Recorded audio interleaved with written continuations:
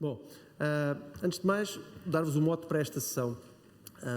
Nós, aqui há uns anos, formámos em Portugal uma coisa que se chamava-se a Associação Portuguesa de Outsourcing, que tinha como grande desígnio em Portugal juntar um pouco o mercado e posicionar Portugal como uma marca na atração dos serviços de nearshore. Por várias razões, não só pelo trabalho desta associação, e que hoje em dia é uma secção da APDC, mas também pelos efeitos de mercado e a própria crise.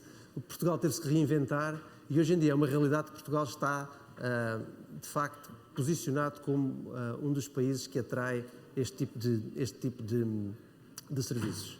Ora, os desafios que tínhamos nessa altura eram obviamente diferentes daqueles que temos hoje, e quando hoje nos sentávamos a fazer a reflexão, e agora qual é o propósito desta secção e que trabalho é que devemos fazer, o grande desafio que temos hoje em dia é como é que nós vamos desenvolver o talento necessário para o crescimento e para continuar nesta estratégia, obviamente, de crescimento da nossa economia com os serviços de TI e os serviços de nearshore.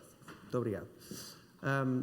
E foi quando decidimos que, obviamente, que esta sessão podia ser mais um painel, a falarmos aqui sobre as empresas a explicarem as suas estratégias para atrair talento. Achámos que seria muito mais interessante pegarmos em algumas pessoas que já vieram para Portugal, esse talento que já emigrou, e elas contarem-nos o seu testemunho. Portanto, aqui na fila da frente temos 12 pessoas que estão nas mais variadas empresas. Estão aqui representantes das várias empresas de TI em Portugal, nomeadamente da Altran, da Accenture e da XC, que tiveram a amabilidade de enviar alguns dos seus colaboradores, que são todos eles estrangeiros e que vieram para Portugal e que nos vão contar um bocadinho da sua história. Ainda hoje de manhã, na sessão de abertura, o vereador da Câmara Municipal dizia-nos que o programa Erasmus teve um crescimento de 22% este ano só em Portugal. Portanto, quer dizer que Portugal continua a ser atrativo. Há razões para isso e provavelmente vamos ouvir aqui algumas delas, mas é, portanto, também importante refletirmos o que é necessário fazer e que adaptações é que as empresas em Portugal têm que fazer para continuar a serem atrativas e podermos trazer cada vez mais pessoas para o nosso país. Antes disso, o que é que eu iria pedir aqui ao apresentar-vos o Nuno Abreu, o diretor executivo da AON, para vos falar em 5, 10 minutos sobre um pequeno estudo de benchmarking sobre como é que esta evolução destes benefícios e das remunerações está a ser visto para as empresas. Obrigado. Já está aqui o slide. Bem, então, em 10 minutos, ou menos possível, o desafio é falar um pouco do estudo que fizemos sobre as empresas nearshore. Nós fizemos um estudo de compensação e benefícios com o apoio da APDC.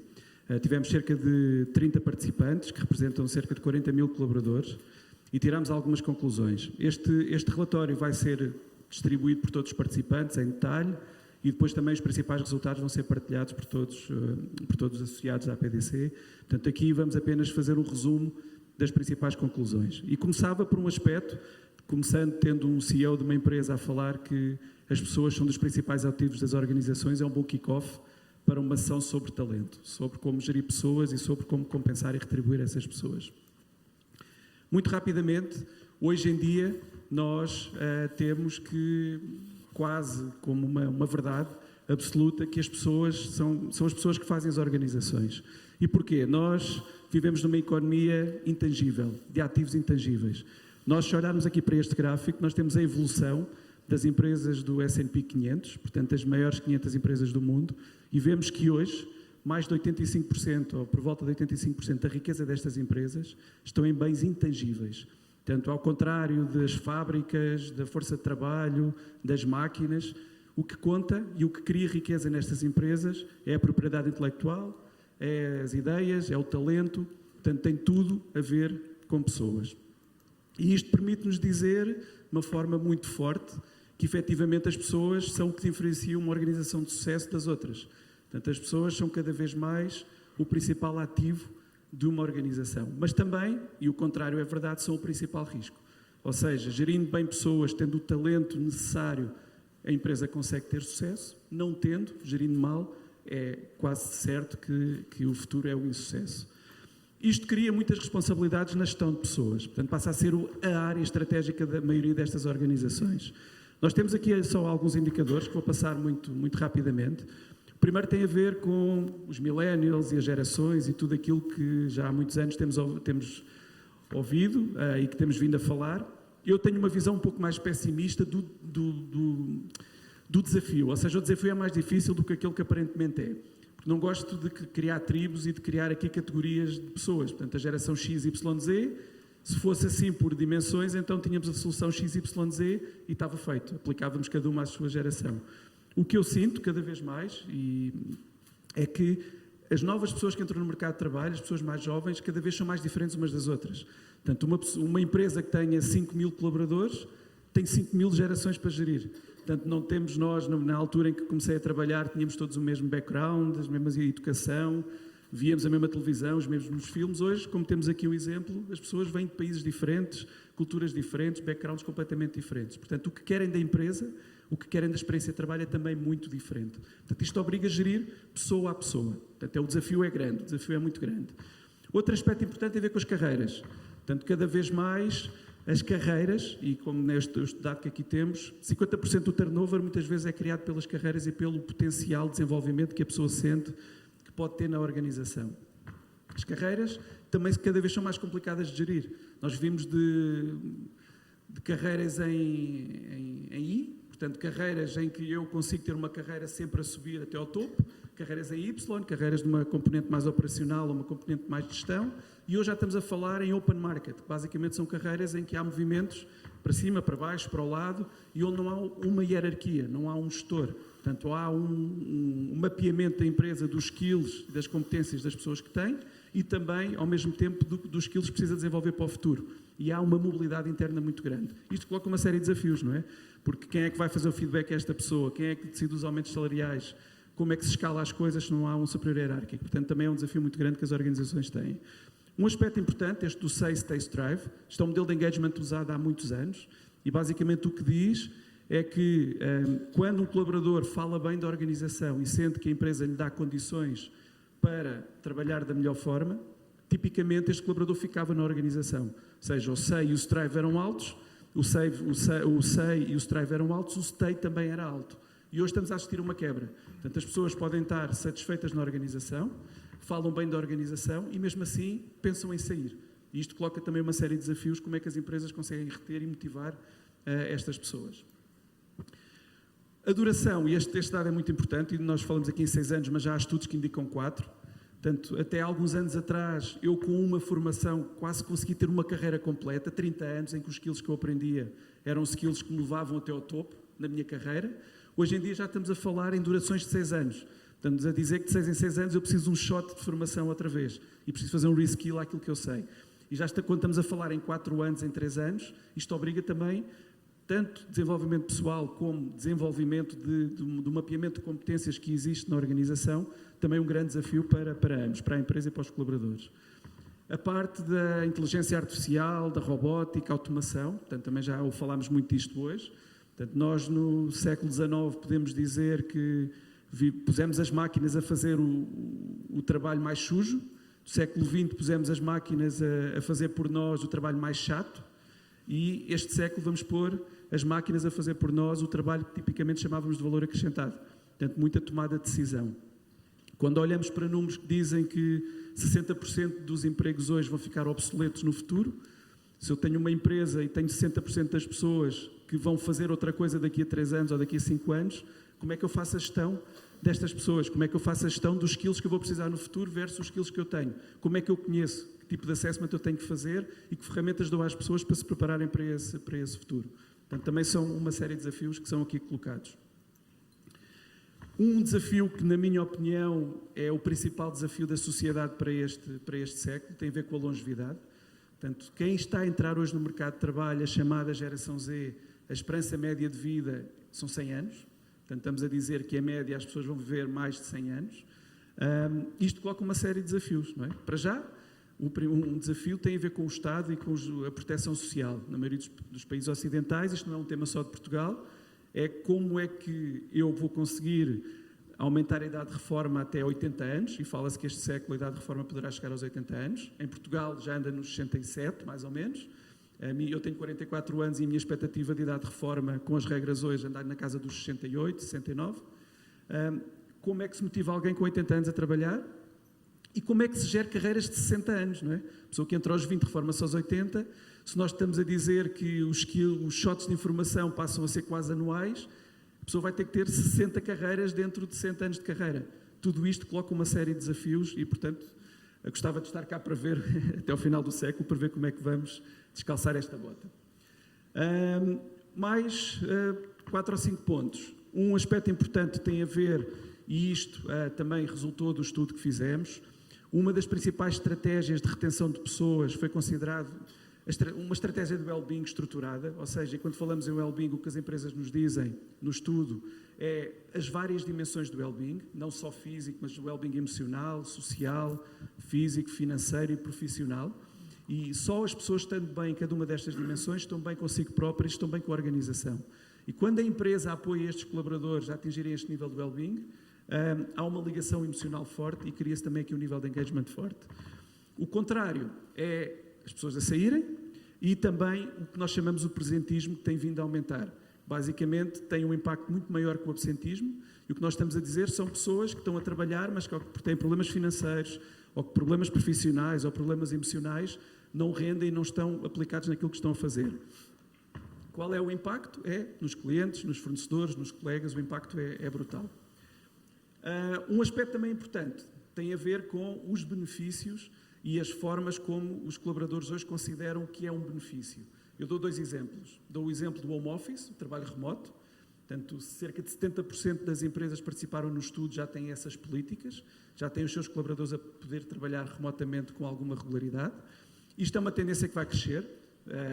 Há alguns desafios que têm que ser ultrapassados, nomeadamente com algumas chefias ou alguns managers que ainda continuam a preferir ter um controle visual sobre os colaboradores, dá uma noção que os colaboradores estão a trabalhar melhor, mas começa-se também a olhar para as empresas que já têm estes programas de forma mais madura, implementados, no sentido de ver o downside. Portanto, isto é uma tendência que vai continuar, não há qualquer dúvida, mas começa-se a ver, por exemplo, quando falamos do well-being, o pilar emocional. Alguém que está em casa tem um risco maior de ter alguns problemas de saúde mental, tem algum risco maior de ter uma dificuldade em dividir o que é trabalho, o que é casa, se o sítio onde eu estou a trabalhar e a viver é a mesma coisa. Parte física, não é? Nós nos escritórios temos higiene e segurança, a forma como estamos sentados, a luz, em casa, as pessoas não têm esse tipo de condições. Portanto, começa-se a olhar também para mitigar um pouco estes riscos. Curiosamente, a experiência que temos é que a maioria das pessoas que usa home office, em muitas das empresas, são as pessoas até com alguma antiguidade, não são propriamente os colaboradores que entram na empresa e os mais jovens. Também é uma tendência engraçada. Outro tema que tem também crescido bastante, e para terminar, tem a ver com os benefícios flexíveis. Portanto, nós quando estamos a dizer home office, trabalho remoto, basicamente estamos a dar ferramentas a cada colaborador para decidir como, quando, onde é que quer trabalhar. E os benefícios flexíveis têm tido um grande crescimento nos últimos anos, é uma extensão destas políticas, é dizer às pessoas, decides onde, como e queres trabalhar e também vais-me dizer como é que queres ser remunerado, como é que queres que eu te reconheça, que tipo de benefícios, que tipo de regalias, que tipo de remunerações eu te posso dar. Obviamente com limites, mas dar o poder de escolha às pessoas para adaptarem às suas necessidades e ao longo da vida irem também adaptando esse pacote retributivo ao ciclo de vida onde estão. Último ponto. Total Rewards, e isto é muito importante. Nós, o salário, isso é uma opinião própria, é uma opinião que eu tenho. Para mim, o salário é uma ferramenta muito de desmotivação. Ou seja, é muito difícil motivar alguém com o salário, mas é muito fácil desmotivar alguém pelo salário. O salário é um bocado higiênico, ou seja, a pessoa pode considerar que o seu salário é injusto, isto cria desengagement e cria a possibilidade de sair da organização. Mas com o salário não o consigo motivar. Então, há o conceito de Total Reward, que é o salário emocional. É em cima do salário, o que é que eu consigo dar ao colaborador em termos de flexibilidade de trabalho, em termos de regalias, de carreiras, tudo aquilo que falei, e montar tudo isto numa lógica de Total Reward e ser o Total Reward do colaborador com aquela organização. Quando existem meios, políticas, benefícios fortes, quando há flexibilidade para o colaborador poder adaptar e quando tudo isto é integrado digitalmente e com uma comunicação forte, é uma proposta de valor quase imbatível. Tentei o mais rápido que consegui, para dar aqui a palavra também a todos os representantes aqui das empresas. Muito bem. Passava aqui o microfone aqui ao painel. Sim. Muito bem. Nós temos aqui este desafio do tempo, não é? Temos 12 pessoas. Já começava por aquela ponta ali daquele lado. Ok. Ia-vos pedir, nós temos aqui algumas pessoas que não falam português, Portanto, eu vou fazer as questões, um misto de português com inglês, portanto, cada um responderá na língua que melhor lhe aprouver. So I'm saying that I'm going to do the questions in both languages, Portuguese and English, and each one of you will answer in what you're most comfortable. So my first question will be, so present yourself, say your name, where you're from, and then 1 minute about your story and why are you working in Portugal, okay? Portanto, comecemos. Boa noite a todos. Eu sou o Caio Vieira, eu sou do Brasil, eu tenho 33 anos. Eu estou em Portugal, em Lisboa, mais precisamente há 4 anos. Eu vim com a minha esposa. Infelizmente o Brasil não está na sua melhor época nem fase, então Portugal foi realmente uma escolha nossa em termos de segurança, oportunidade e todo benefício que até, como todo brasileiro, tem um pouco de português, tem a facilidade também de ter essa nacionalidade. Eu trabalho para a Accenture e já estou na Accenture há 4 anos. Assim que eu cheguei, eu fiquei um pouquinho só e já estou na Accenture. Thank you, Caio. Good evening. I'm going to speak in English. Unfortunately, I don't speak Portuguese well enough yet to be able to entertain you. But my name is Justine. I work for Accenture, like Caio, and I'm half French, half Polish. That's a long story. I'm going to leave it for later. But I was supposed to come to Portugal just for a temporary assignment. It was supposed to be 2 months. And then I arrived here. I saw the weather, which is maybe not perfect today, but much better than in Poland. I saw all of the fantastic people, and I ate a lot of pastéis de nata. And then I decided that it's a place where I would like to stay. So actually, I requested to be transferred, and there was a request for me to be transferred because my skills were recognized as something that would be very useful for our company here. So those requests went well together, the one from the company for me to transfer, and mine to be transferred. And that's it. That's the love story between me and Portugal. Thank you. Thank you, Justin. Hello, my name is Smita and I'm from India. And moving to Portugal was a very personal decision for me because my husband had to move here. So that's when I decided. I was already associated with Accenture. So I tried to contact my supervisors and the leadership team and ask them if there is opportunities to work here.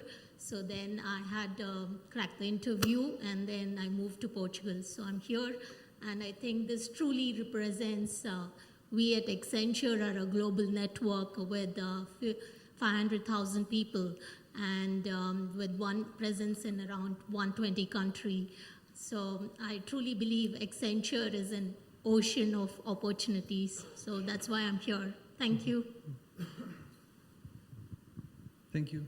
I'm Pablo. I'm from Argentina. Grew up and born in Argentina. I come from an Italian family, so I have both citizenships. I'm Italian and Argentinian, and well, as I think as almost most parts of the South American countries, we suffer of insecurity and instability, economic instability. So 3 years ago, I became a father, and I chose to come to Europe just to have a better place for my son to grow up.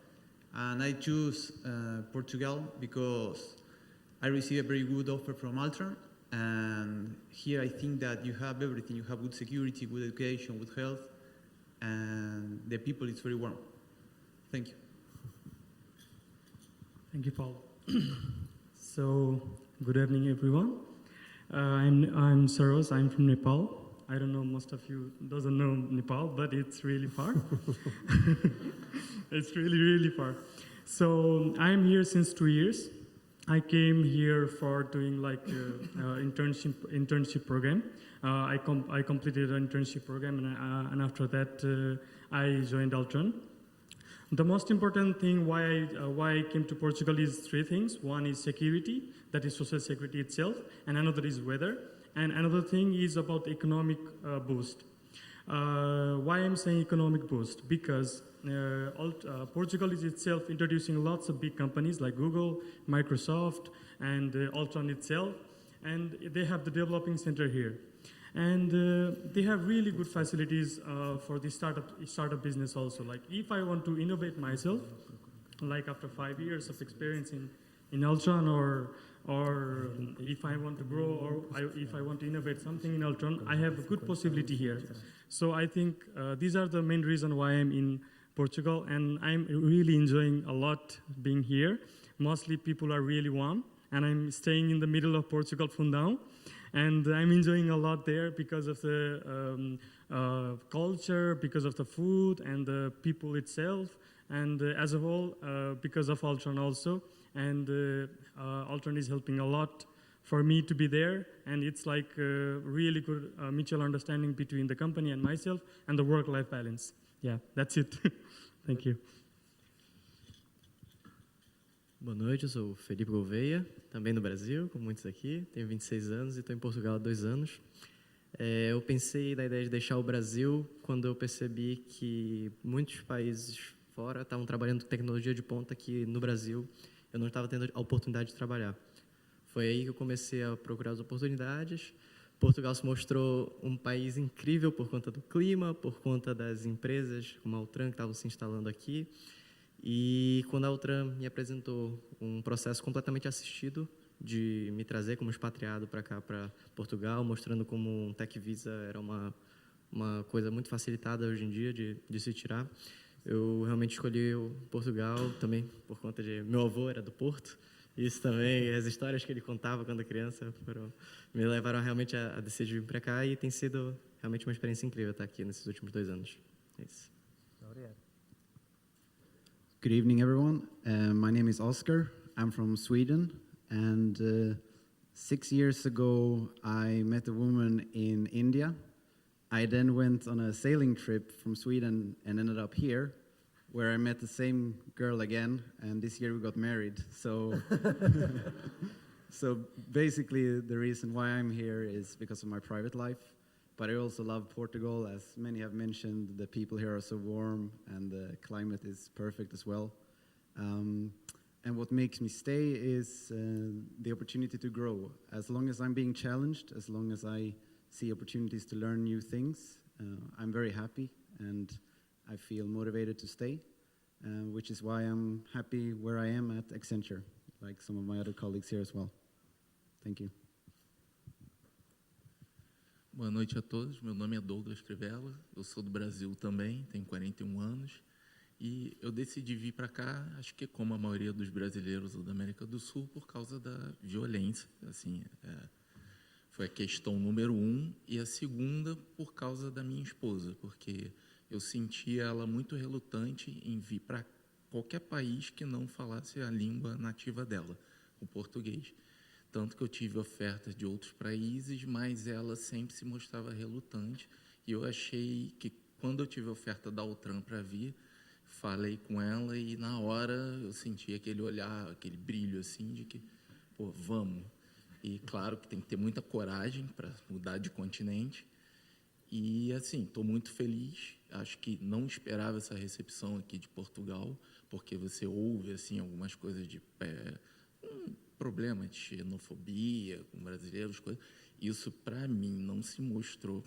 Eu só tenho assim a agradecer por ter vindo, porque o meu filho no colégio, assim, eu acho muito, você vendo ele no colégio, a professora ser recepcionado, é impressionante essa recepção que eu tive dos portugueses, e estou aqui querendo ficar. Não quero sair de Portugal, que adorei e quero ver meu filho crescer aqui. Os benefícios também da empresa, eu acho que isso também ajudam muito a gente a iniciar essa vida. Vai fazer 6 meses, eu acho isso muito importante, que a gente tem que ter uma estabilidade inicial para dar esse primeiro passo em estabilizar e se manter aqui no país. Primeiramente, boa noite. Obrigado pela oportunidade. Meu nome é André Colosso, eu sou do Brasil também, de São Paulo, mais precisamente.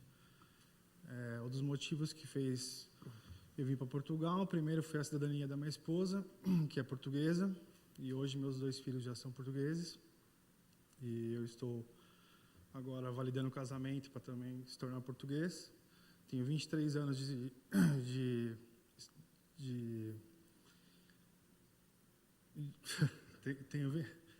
Tenho 23 anos de carreira na área de TI e 15 anos na área de SAP. Olá, boa noite. Eu tenho 45 anos, sou Luiz Mendes, vim do Brasil há 10 anos atrás. Na altura, eu trabalhava numa multinacional indiana, a Tata, e fui expatriado para Lisboa. A minha expectativa na altura era ir para um outro país, queria conhecer, ter uma experiência internacional. O que aconteceu foi que quando cheguei cá em Lisboa, me apaixonei, foi mesmo isso. O clima, a comida, brinco com o Manuel, até hoje ainda experimento pratos novos e conheço lugares novos. Às vezes a gente dá mais atenção e mais valores para a cultura e para a região de que não pertencemos, né? Então, um pouco essa é a minha história. Eu estou na DXC já há 5 anos e muito feliz por acaso. E como disse, tenho cá 2 filhas. Minhas 2 filhas já nasceram cá em Portugal. A minha esposa facilitou um pouco a minha vida porque ela é grega, então tem uma cidadania europeia, não é? Mas é um lugar que me acolheu, que conhece muito mais do Brasil do que nós brasileiros conhecemos de Portugal. E isso também para nós é uma vantagem, porque estamos sempre a descobrir coisas novas. Então era isso, era agradecer e obrigado. Good evening. I will be switching back to English because my Portuguese is not. Or we can do it in Dutch if you prefer, but I think we leave it in English. My name is Jeremy. I'm from the Netherlands, working for Accenture 13 years. My story is quite similar as Justine. I started in 2017 as a short-term project, what ended up, I think, 9 months almost. Then I went back to my origin country, and then my company actually asked me if I would like to be relocated to Lisbon because of the weather, because it's secure, because of the nice wine, the fresh fish, the people. I decided to move permanent to Lisbon, and I think that was one of the best decisions I made in the last few years. Thank you. So hi everyone, my name is Carlos. I think that I can do it in Portuguese, but I'll do it in English. So I'm from Venezuela. I'm assuming that in the moment that you heard Venezuela, you know basically the reason why I'm here. And it was basically a personal reason, and we were living in Caracas, which is most probably one of the top dangerous cities in the world. But thanks God nothing happened before to me and to my family, but we started thinking about, okay, going outside and give a better future to my daughter, which is 5 years old. And basically, my mother was born here, so I know everything about Portuguese culture since I was very, very little. I knew what is bacalhau, I knew what is pastel de nata. I was aware about the passion about Benfica, Porto, and Sporting. And so for me, basically, I mean, at the beginning it was not easy because basically in the moment that you decide when you have a family, most probably this is the change when you are taking a decision if you are single or you have a family that you are responsible for, was trying to find opportunity in order to get a job, right? And I had some interesting opportunities in Latin America, but we decided as a family to have a different challenge and to see the other part of the world, basically, because Latin America at the end, as the colleagues said from Argentina and Brazil, some similarities in the situation. So that's why I remember at that time that I said, I think that I have a billete de identidad in one of the folders of the, on our room, because I mean, I got the citizenship from my mother when I was 12, and I just used it once when I visited Lisbon when I was 18. So I started convincing my wife to come to Portugal, and the only thing that she asked, or the only condition that she has, was basically I don't want to go to a country with a winter with 20 or 30 degrees below zero. And I said, I think Portugal. Honestly, at that time, I was not very sure. And I think that I said to her, I think Portugal is very good. It's very similar to Caracas. So I came without an offer, a formal offer. I came to explore opportunities. It was very difficult because the generation of Portuguese people that migrate to Venezuela and that still living there was the generation that was most probably is not aware about the developing that Portugal has been in terms of industries and all the job employees. So I remember that cousin of my mother that was living here, and I called him. He was 75 at that time. He said, "You're crazy. Why you're considering Portugal?" I mean, if you are a good professional, you have good skills, I think that Portuguese is not the best choice. And as some of the colleagues said, I think that is the best decision that we made. So we're extremely happy here, not only with the country, the opportunities, we have beaches, which is one of the things that my family miss a lot. Also with the company that I'm working with, the opportunities that I have been exploring on the last 3 years that I have been working with Accenture is one of the things, I mean, combining opportunities and the city and the country, I think that is a perfect recipe to be happy here in Portugal. Thank you. Okay. So I don't know you, but I feel a little bit of emotion hearing these people talking, and I really thank you these statements that you just made. And to be honest, I'm going to change all the structure of this, okay? Because I think this was very strong. You cannot imagine being a Portuguese. We know that we love our country, you know, but I think we really have this shock that we really understand the lucky we have to have this country and to have these opportunities for you. Okay, so it was really, really good to hear. Thank you. Okay, so I will probably summarize, because I was making some of the things that you were saying, just for everyone in the audience understands exactly what you're saying. So you refer things like safety, the way of living, the tranquility, the opportunity. It was very interesting, the economic boost that I hear. I think it was you, right?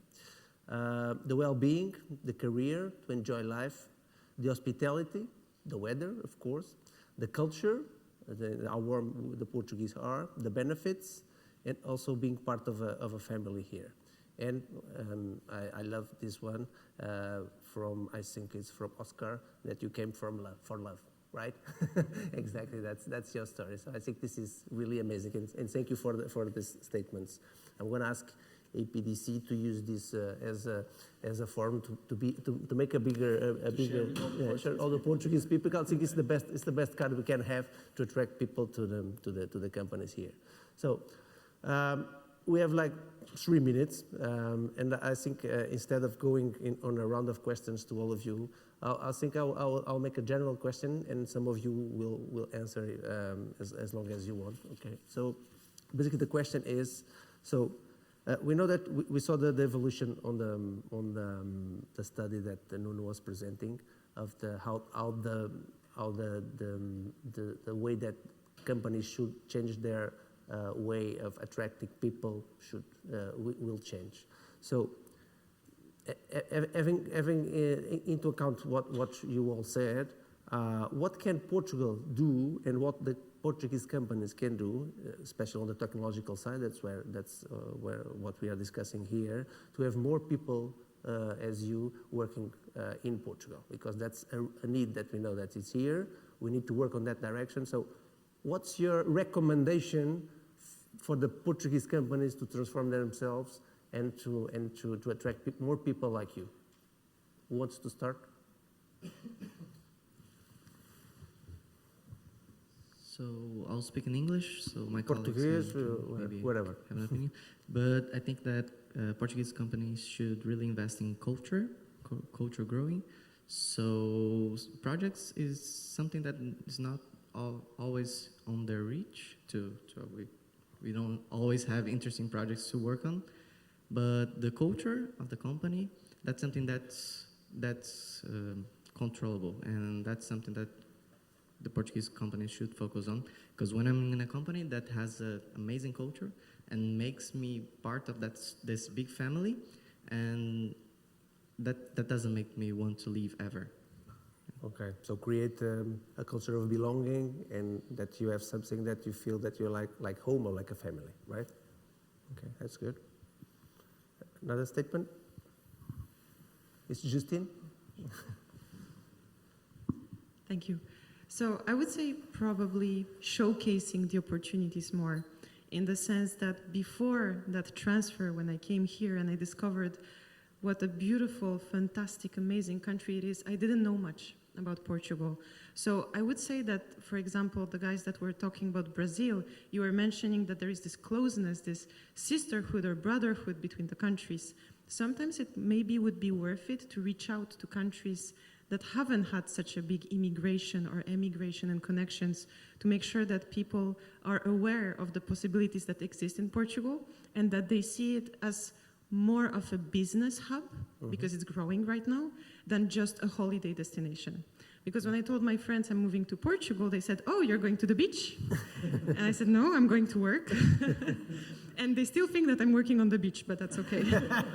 But that's what I would say, making sure that Portugal is seen more as a talent development country than just a beautiful destination for holidays.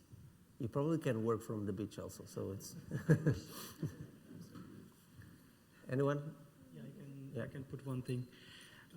Like my colleague was saying, there should be a culture, of course, and there should be a platform that the company should introduce that is called integration.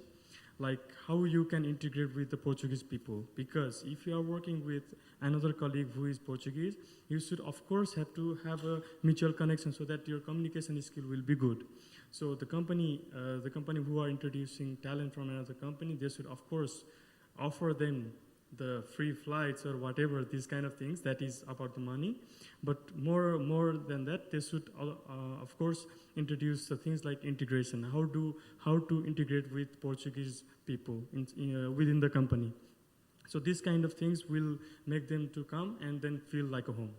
Okay, very good, very good. One last... Yeah.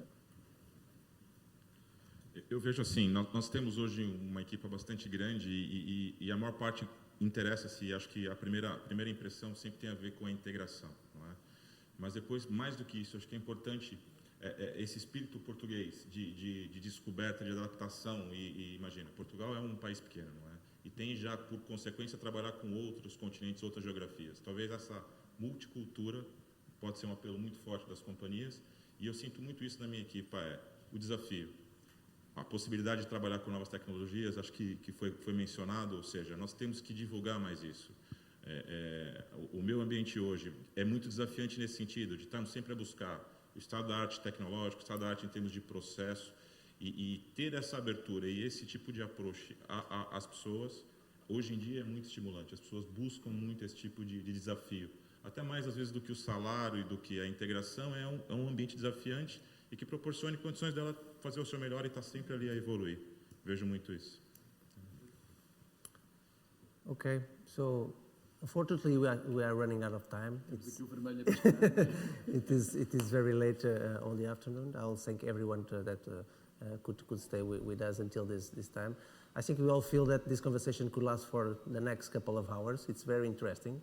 And for sure we'll make something similar with more time because it's a very interesting discussion, at least for us. I don't know for you, but I'll thank you, each one of you that was here with your testimony, and see you in the future, and welcome to Portugal, and please help us to spread the word. Okay, thank you.